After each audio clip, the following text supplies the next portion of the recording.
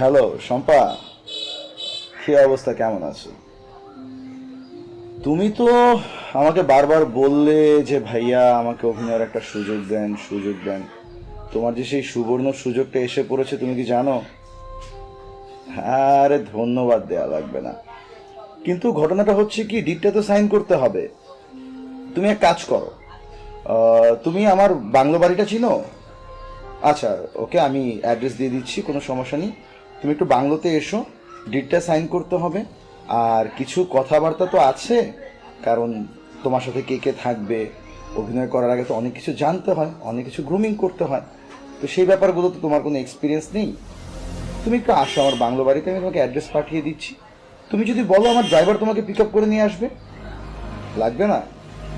আচ্ছা ঠিক আছে, আসো তুমি। হ্যাঁ, আমি কিন্তু অপেক্ষায় রইলাম, দেরি করো না।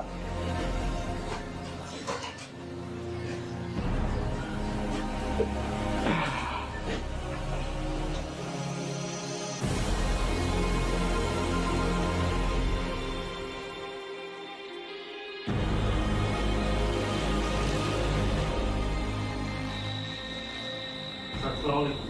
হ্যাঁ, স্যার ম্যাডাম আসছে। পাঠাও। আরে কে, শম্পা নাকি? আসসালামু আলাইকুম। হুম। তুমি তো নায়িকা হতে যাচ্ছ, আমার মিষ্টি কোথায়?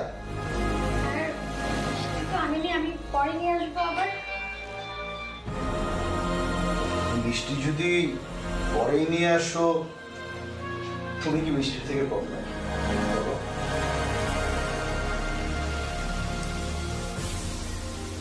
শুধু কি মিষ্টিই খেতে হয়? খাওয়ার কত জিনিস আছে, তাই না? আচ্ছা, তোমাকে আমি একটা কথা বলি।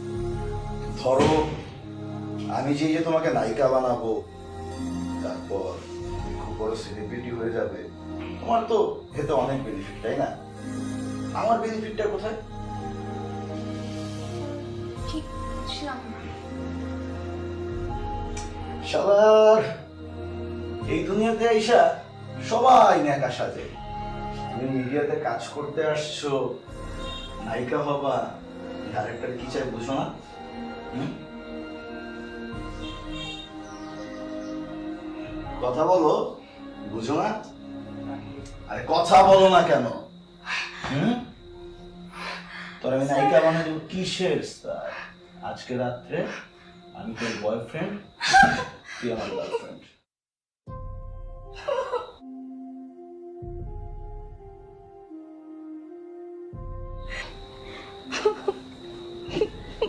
কে? I K? চুপ।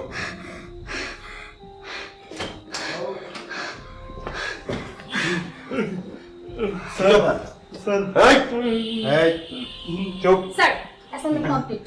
অ্যাসাইনমেন্ট কমপ্লিট মানে? জি। মানে কি, আমি তো এটা কিছুই বুঝতেছি না। Shut up. স্যার, এই সেই অসভ্য, মানে ডিরেক্টর নামে কলঙ্ক, যে কিনা হাজারটা বাহানা দিয়ে মেয়েদের সাথে সর্বনাশ করে। আপনার নামে অনেক কমপ্লেন পেয়েছি, কিন্তু আমরা হাতে নাতে প্রমাণ না পাওয়ার কারণে আমরা আপনাকে ধরতে পারি। আজ আমাদের হাতে নাতে প্রমাণ আমরা পেয়েছি। নিয়ে যান, যান। Thank you. আর আপনি যান। Sir, thank you so much sir.